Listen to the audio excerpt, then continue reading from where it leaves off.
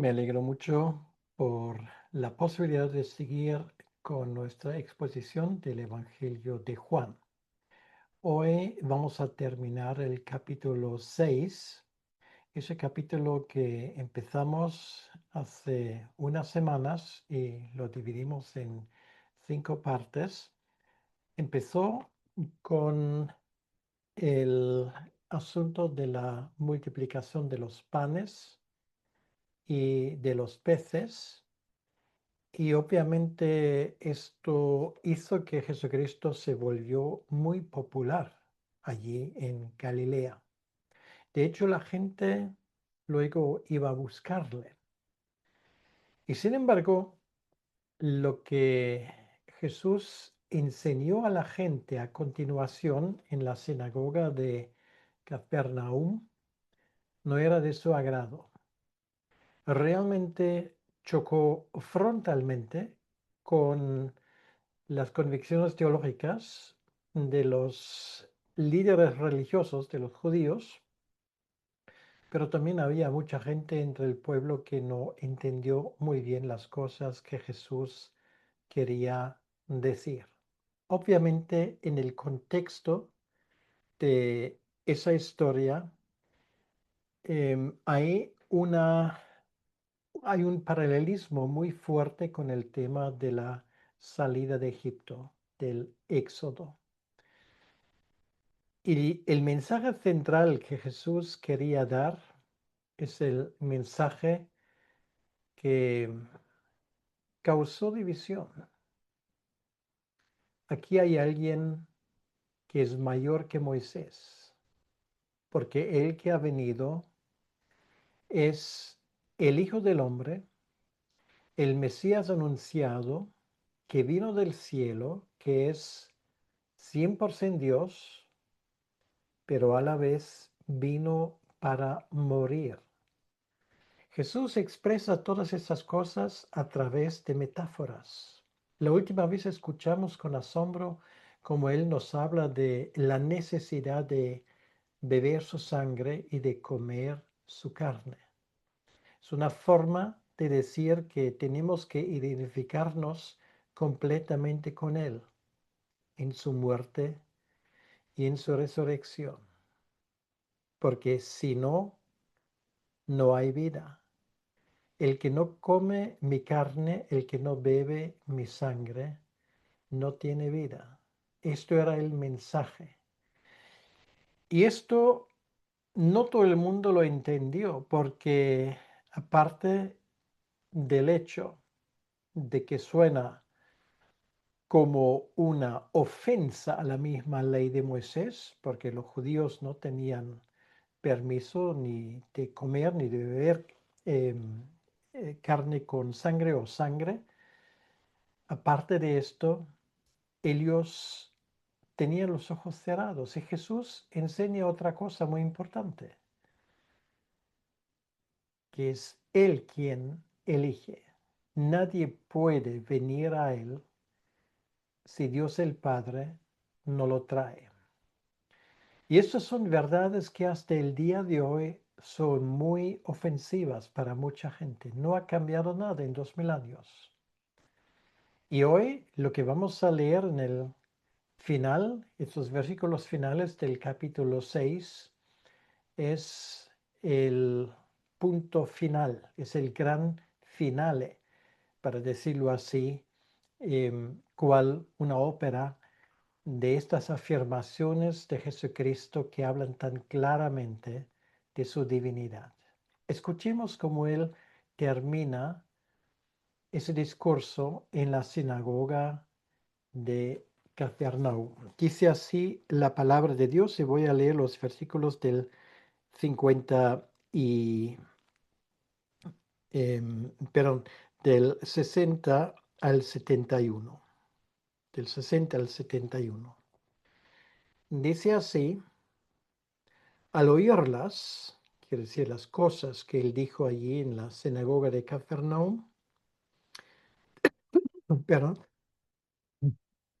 muchos de sus discípulos dijeron, dura es esa palabra, ¿quién la puede oír? Sabiendo Jesús en sí mismo que sus discípulos murmuraban de esto, les dijo, ¿esto os ofende? Pues que si vierais al Hijo del Hombre subir a donde estaba primero, el Espíritu es el que da vida, la carne para nada aprovecha. Las palabras que yo os he hablado son espíritu y son vida. Pero hay algunos de vosotros que no creen, porque Jesús sabía desde el principio quiénes eran los que no creían y quién le había de entregar.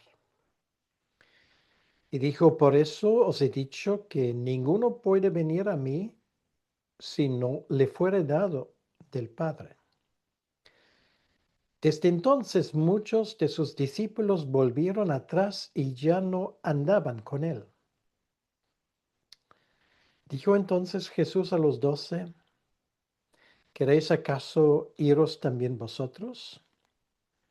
Le respondió Simón Pedro, Señor, ¿a quién iremos? Tú tienes palabras de vida eterna. Y nosotros hemos creído y conocemos que tú eres el Cristo, el Hijo del Dios viviente. Jesús les respondió, ¿no os he escogido yo a vosotros, los 12, y uno de vosotros es diablo? Hablaba de Judas Iscariote, hijo de Simón, porque este era el que le iba a entregar y era uno de los 12. Hasta aquí la lectura de la palabra de Dios y vamos a pedirle al Señor que Él nos hable a través de su sagrada palabra. Señor, gracias te damos una vez más por esta posibilidad de abrir la Biblia. Gracias por este final tan magnífico del capítulo 6. Y ayúdanos, Señor, a entender bien lo que nos quieres decir a través de estos versículos. Ayúdanos, Señor, a captar este mensaje tuyo, porque nosotros muchas veces somos también de mente cerrada y todo lo que no entre a través del embudo de nuestros prejuicios tan fácilmente lo descartamos. Ayúdanos, Señor, a entender. Te lo pedimos en tu nombre, Señor. Amén. Bien, pues vamos por partes porque este final de su discurso en la sinagoga de Cafarnaúm es muy típico para la reacción de gente que, que se encuentra con un Mesías que realmente no cumple sus expectativas.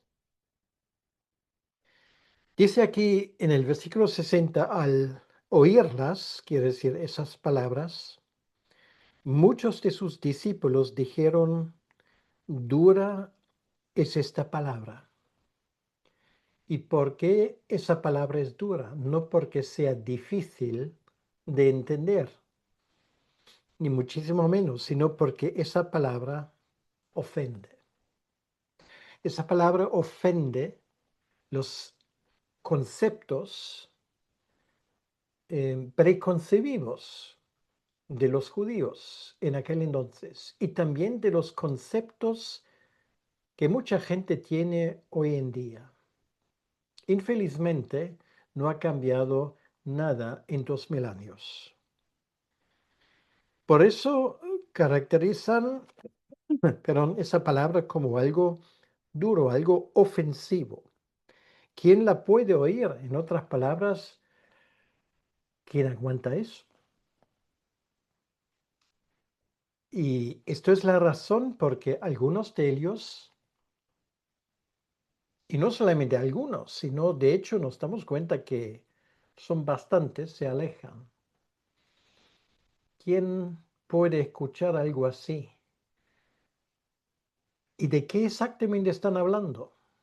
No, ellos no tenían ningún problema con un Jesús milagrero, con un Jesús del espectáculo que hace milagros que nunca se han visto desde los tiempos del Éxodo. No tenían problema con eso. Tampoco tenían problemas con sus críticas a los religiosos. Tampoco tenían problemas con muchas otras cosas, pero tenían problemas precisamente con una cosa, y esto es que Él se hace igual a Dios. Esto era el aro por el cual no querían pasar. Y es exactamente esto lo que hace la diferencia entre una religión o una secta y la fe cristiana. Tú puedes poner las cosas como te da la gana, pero si tú no aceptas a Jesús como Hijo de Dios, como Dios verdadero, de Dios verdadero, entonces simplemente sigues andando en las tinieblas y ni siquiera puedes pretender ser cristiano. ¿Eso ofende? Pues ofende a quien tiene que ofender, porque esto es la idiosincrasia de la fe cristiana. Una fe cristiana sin Jesucristo siendo Dios no es el evangelio bíblico. Y quien se ofende al quedarse excluido del reino de Dios se va a ofender por el resto de la eternidad, porque estas son las reglas que Dios el Padre pone.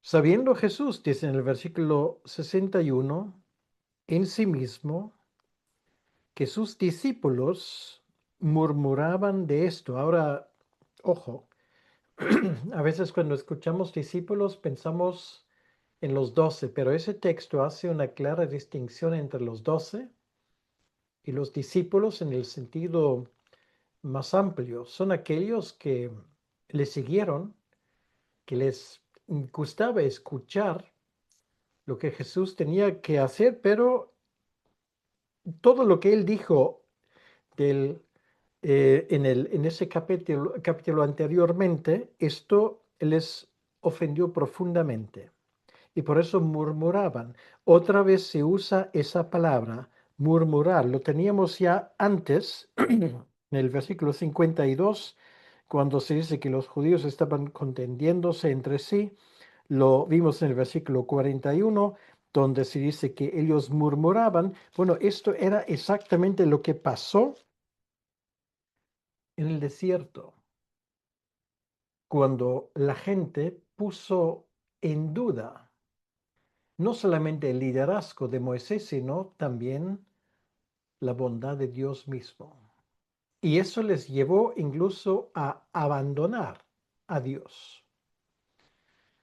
Esto es lo que contiene esa murmuración, una rebeldía del corazón contra la voluntad de Dios. Jesús lo sabe, lo percibe. No hace falta que nadie se lo explique. O sea, Jesús se da cuenta que tú a veces murmuras, te opones, le criticas de una forma muy espiritual, pero criticándole. Se da cuenta perfectamente, no hace falta que busques una excusa. Y por eso esa palabra, ¿esto os ofende? Realmente nosotros como seres humanos somos tan soberbios, tan marcados por esa rebelión que llevamos dentro, nuestra forma de rechazar la voluntad de Dios, de oponernos a la libre gracia que Dios nos ofrece en Jesucristo, tan dados somos a esto que nos creemos con todo el derecho del mundo de ofendernos. Ay, Dios, el creador del universo, se comporta de una manera que tú, pequeño gusano inmundo, te ofendes. ¿Qué cosa es esta? No es un teatro absurdo, una actitud caracterizado e inspirado por el infierno mismo. Esto os ofende. ¿Qué ofende? Lo que Jesucristo dice. Sí, el Evangelio ofende. Las enseñanzas de Jesucristo ofenden y ofenden a aquellos que precisamente no fueron escogidos. Y esta verdad es doblemente duro, pero a esto vamos a llegar. Jesús de momento sigue, pues, que si vieres al Hijo del Hombre, subiera donde estaba primero. Quiere decir, si por un momento os imagináis quién tenéis delante, o sea, un rabino simplemente, un segundo Moisés, una versión de Elías 2.0 o al Hijo del Hombre, al Dios verdadero, de Dios verdadero, 100% hombre y 100% Dios. ¿De dónde vino? No del pueblo aquí al lado, no de Nazaret. Sí, allí nació según su humanidad, después de haber asumido una naturaleza humana, pero él realmente es del cielo. Allí tiene su sede, Dios el Hijo, eternamente coexistiendo con el Padre, el Hijo y el Espíritu Santo. Es una pregunta que Jesús aquí hace. ¿Esto cabe en vuestras deliberaciones teológicas? Que yo no soy una persona cualquiera, no soy un rabino cualquiera, sino que vengo del cielo. Si os ofende mi muerte, si os ofende cuando yo hablo de la necesidad de morir, de verter mi sangre, de dar mi cuerpo, si yo hablo de que de cierta manera tenéis que interiorizar todo esto y aceptarlo, esa ofrenda, ¿qué va a pasar cuando yo después, al tercer día, resucite y después vuelva al cielo para asumir el reino a la derecha del Padre sobre este universo? Esto es ofensivo y sí sigue siendo ofensivo para el mundo hasta el día de hoy. Para todos aquellos que se pierdan, a estos les parece esto ofensivo, porque ellos quieren un Mesías que encaje dentro de sus sistemas teológicos, un Mesías domado, un Mesías que se ajuste a sus conveniencias teológicas y religiosas. Y Jesús a eso no está dispuesto, simplemente porque Él no encaja en ningún sistema.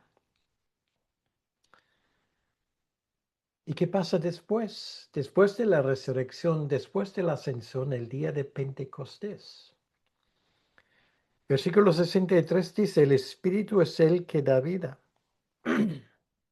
Versículo el capítulo 3 del Evangelio de Juan, a menos que alguien nazca del Espíritu, no puede tener vida eterna. Esto fue la gran lección que él daba al gran teólogo Nicodemo. Es el Espíritu el que da vida, no cumplir la letra de la ley. No por Moisés nadie se salva, ni por cumplir los 10 mandamientos. Hay que nacer de nuevo. Este fue el mensaje para Nicodemo. La carne para nada aprovecha. Podéis cumplir e intentar cumplir la ley de Moisés una y otra vez. Podéis intentar llegar a cumplir las exigencias de Dios. Siempre será un fracaso. ¿Por qué? Porque en mí, es decir, en mi carne, como dice Pablo, no mora nada bueno. No somos capaces de llegar a esas alturas. No somos capaces de merecernos la vida eterna. Es un don. De la misma manera como el Espíritu Santo es un don.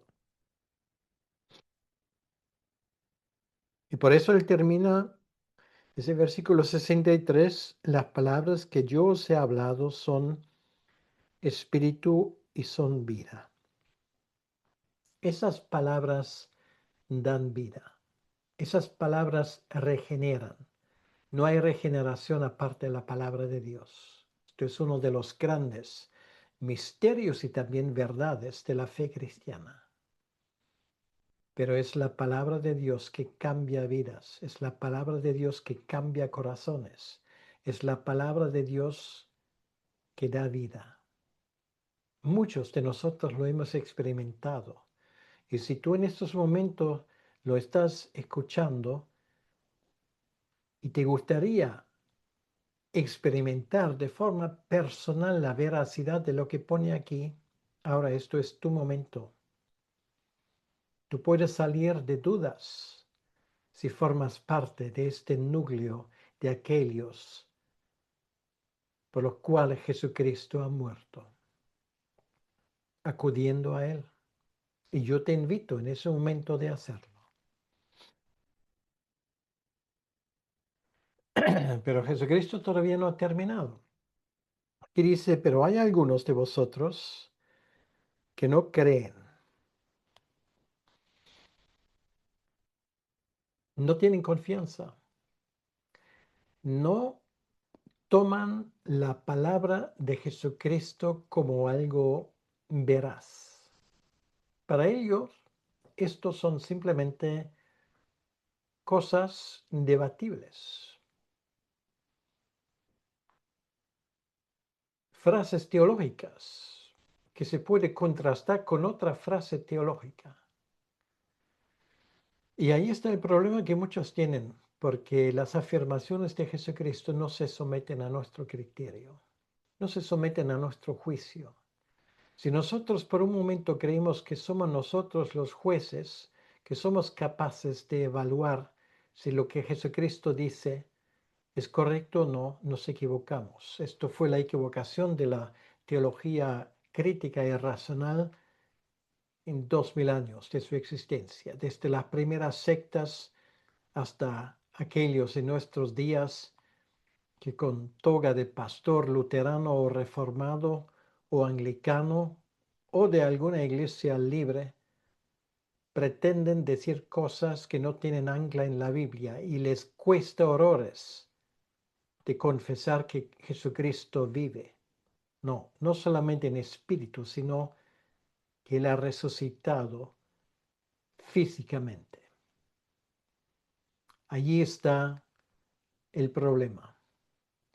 Quien niega la resurrección física, quien niega que Jesucristo tiene que verter su sangre en nuestro beneficio, se ha convertido en un sectario. No tiene nada que ver con la fe cristiana. Y sí que sé que las iglesias cristianas nominales están llenos de pastores y de feligreses que creen exactamente eso, es decir, nada.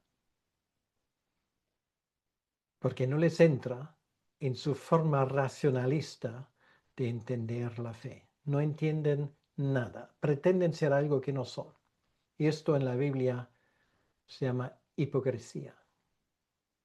Y por esto se van. Por lo menos en esto son honestos.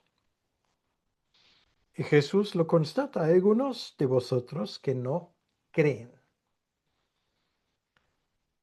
¿Y por qué Jesús lo sabe? Bueno, porque conoce el corazón humano. Dice aquí, porque Jesús sabía desde el principio quiénes eran los que no creían y quién le había de entregar. Bueno, ¿de qué principio está hablando aquí?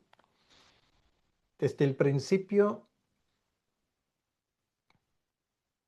de la multiplicación de los panes, desde el principio de su ministerio, desde el principio de su encarnación, y la respuesta es desde el principio de los tiempos.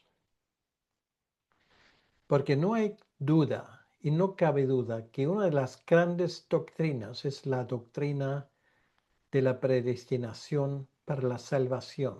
Y una vez más lo digo que esto ofende a mucha gente. La gente no quiere escuchar esa palabra. Entonces te pido simplemente arranca el capítulo 6 de tu Biblia. Por lo menos así vas a ser coherente. Porque quien lo dice, quien lo enseña, más claro que ninguno, lo hemos visto la última vez y lo vemos en esta ocasión, es Jesucristo. Aquí dice, él sabía desde el principio quiénes eran los que no creían y quién le había de entregar.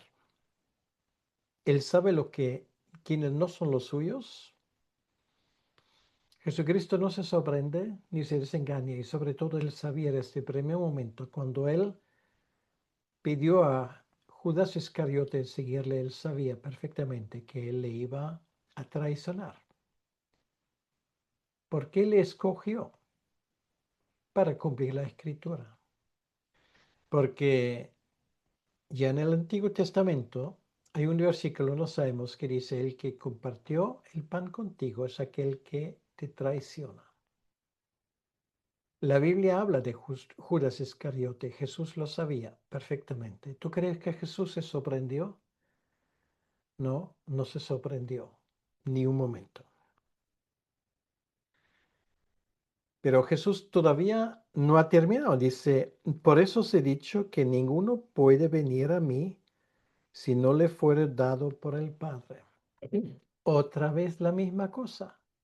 Lo hemos escuchado la última vez varias veces. ¿Tú crees que sigues a Jesús porque eres tan listo, tan inteligente, más inteligente que nadie? Tú no puedes creer. Nunca has podido creer a menos y aparte de la obra soberana de Dios en tu vida, aparte de esa obra misteriosa del Espíritu Santo, esta gracia que actúa en tu vida mucho antes de que tú buscaras a Dios.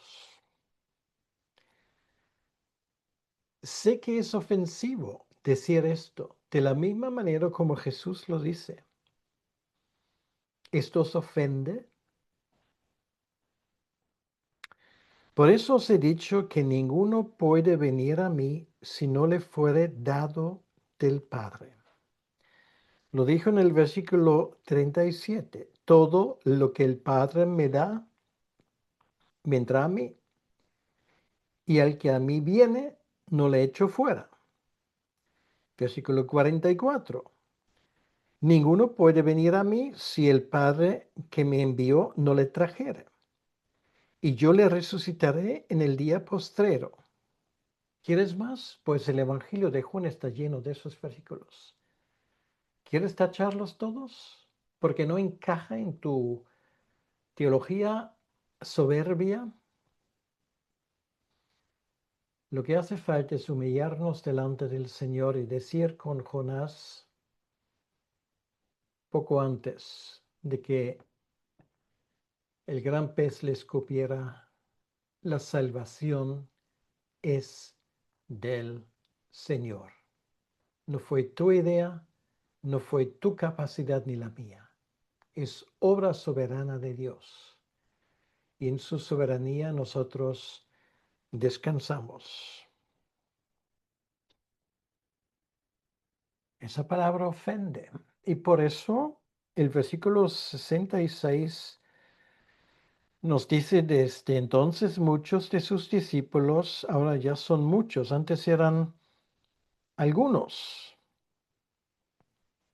y ahora ya son muchos. Muchos de sus discípulos volvieron atrás y ya no andaban con él. Déjame leerte algo que Pablo, a raíz de esas cosas, escribe en su segunda carta a los Corintios. Segunda de Corintios, capítulo 2, versículo 15 al 17. Segunda de Corintios 2, 15 al 17. Porque para Dios somos grato olor de Cristo en los que se salvan y en los que se pierden. A estos ciertamente olor de muerte para muerte, a aquellos olor de vida para vida. Y para estas cosas, ¿quién es suficiente? Pues no somos como muchos que medran falsificando la palabra de Dios, sino que con sinceridad, como de parte de Dios y delante de Dios, hablamos en Cristo. Este evangelio de la soberanía de Dios, aquí dice que es grato olor para Dios. Cada vez que se predica ese evangelio, para Dios es grato olor. Y sin embargo, este olor grato para algunos se vuelve un olor a muerte que apesta y a otros en fragancia que habla de la vida eterna. Esto es el evangelio que divide. Este es el evangelio de la soberanía de Dios y este es el evangelio que tenemos que predicar. Y nos debería dar igual si lo reciben con aplausos o no. Aquí lo que leemos, que muchos volvieron atrás. ¿Atrás a dónde? La pocilga de donde han salido, porque les encantaba más revolverse en los lodos de su inmundicia que humillarse delante de Jesús y recibir la vida eterna, la ropa de justicia y limpieza duradera para toda la eternidad. Por eso ya no querían andar con él. Era una apostasía de las masas. Era la tormenta que limpiaba el aire, para decirlo de alguna manera.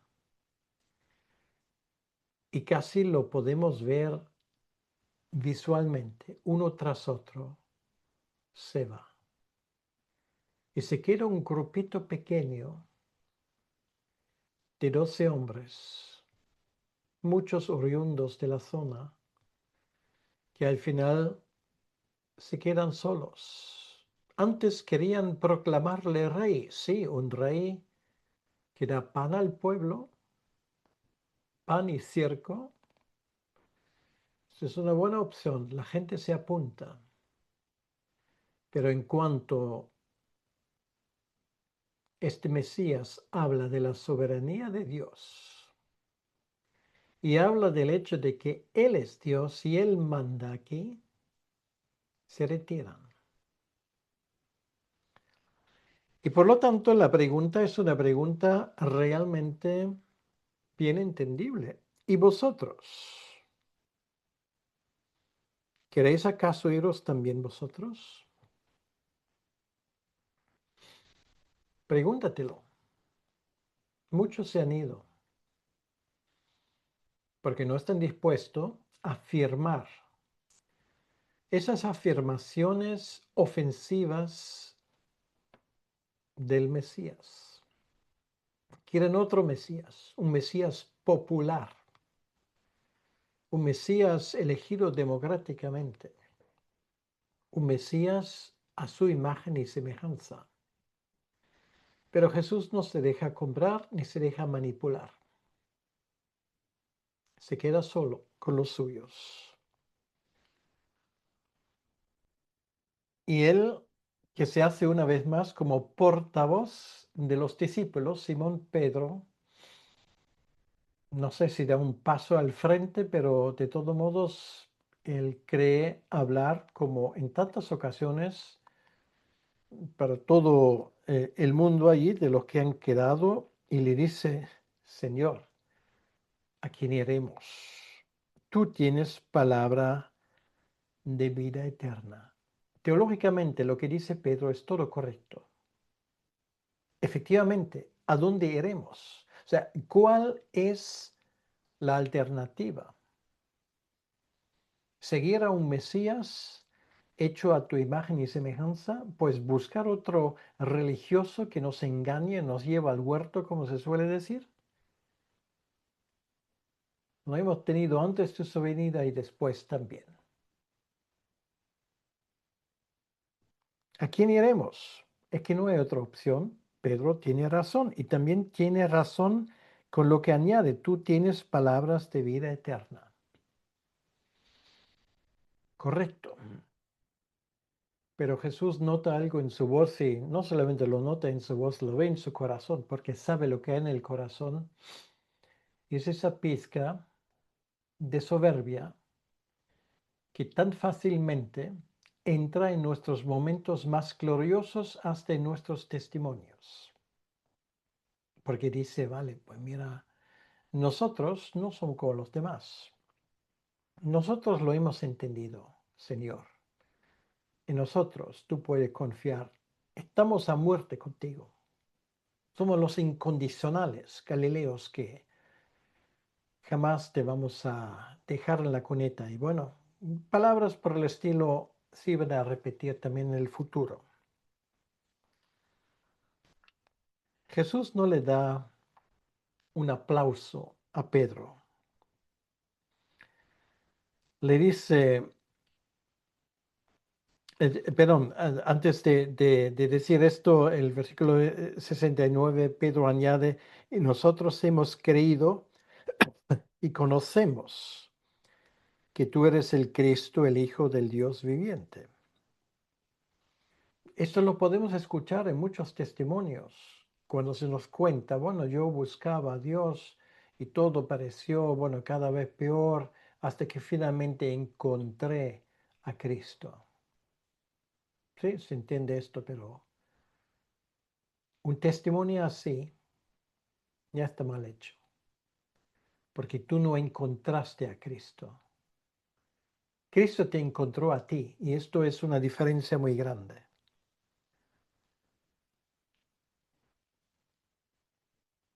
Y por eso Jesús le responde, ¿no os he escogido yo a vosotros los 12 y uno de vosotros es diablo? Es una pregunta. Dice Pedro, sí, lo que tú dices es cierto, pero no olvides un detalle. Yo te he escogido a ti. Cuando tú aún no querías saber nada de mí, ni estabas fijado en las promesas del Mesías que iba a venir, ni todo esto te interesaba a ti, te interesaba tus peces, te interesaba cómo pagar los impuestos a los romanos, te interesaba tu familia y cómo llegar a final del mes. Y poco más. Tal vez si hubiese habido fútbol en aquel entonces, tal vez añadimos el fútbol, pero no fue inventado aún. Ahora no me vengas con historias. Tú me seguiste, pero ¿por qué me seguiste? Porque yo me había fijado antes en ti. ¿Te das cuenta? Nunca más vuelves a contar tu testimonio con el yo y el yo y el yo. Y yo sabía, yo buscaba, yo entendí. No, no entendiste nada, ni yo tampoco. Porque Jesús quitó el velo de nuestro entendimiento y ahí la historia empieza. Vamos a contar las cosas de forma correcta, también teológicamente. Y de esa misma manera, como él, como dice aquí, había escogido a los 12, él sabía perfectamente que uno de los 12 era diablo. Bueno, diabolos quiere decir el que confunde. El que confunde, bueno, en primer lugar, Judas se confundió a sí mismo y confundió a los demás. Y el resultado era su propia muerte, su suicidio, su autodestrucción y una vida eterna en el lago de fuego. Y sin embargo, Judas, de una forma misteriosa, que nos puede ofender también, si es que aún algo te puede ofender sabiendo quién eres tú delante de Dios,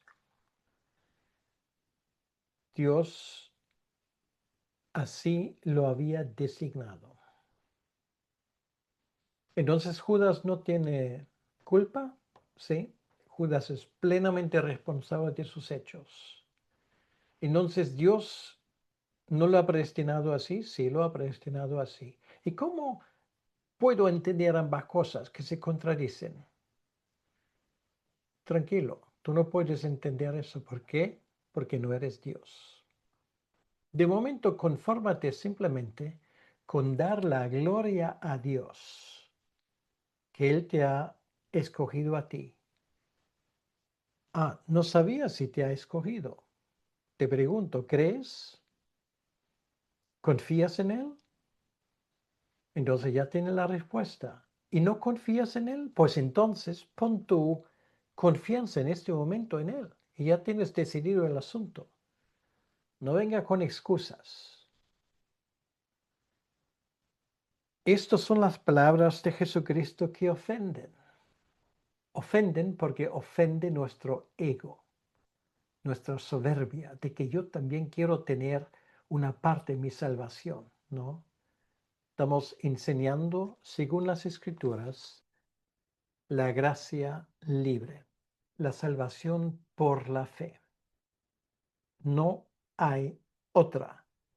Y con muchos que algunos quieren retorcer las Escrituras de manera que también se ajusten al Evangelio de la racionalidad de nuestros días, no lo van a conseguir porque la voz de la Escritura sigue siendo la misma.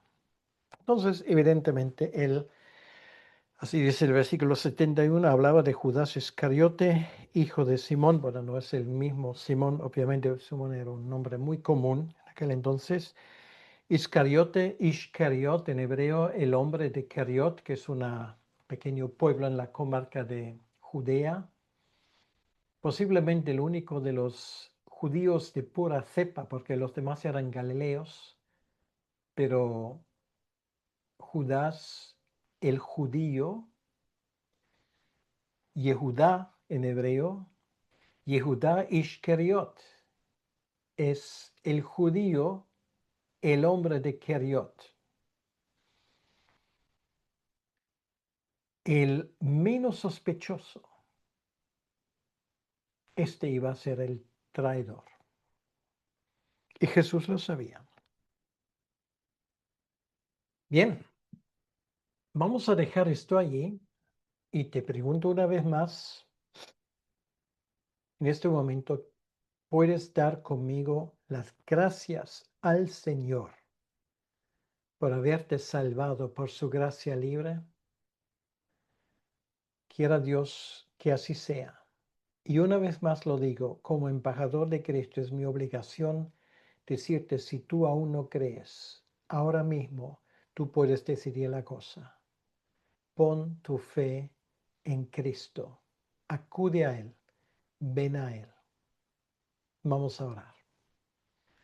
Señor nuestro Dios, queremos darte las gracias en este momento por tu palabra, por ese capítulo 6, una vez más, palabras que por su claridad y sencillez, tal y como fueron revelados en el Evangelio de Juan, realmente nos impactan. Señor, ayúdanos para que los apliquemos a nuestras vidas y que nos regocijemos en tu soberanía, en tu poder, en vez de ofendernos de las cosas que parece que no encajan en nuestro pequeño mundo. A ti, Señor, sea la gloria y el honor para siempre. En tu nombre. Amén. Que Dios te bendiga.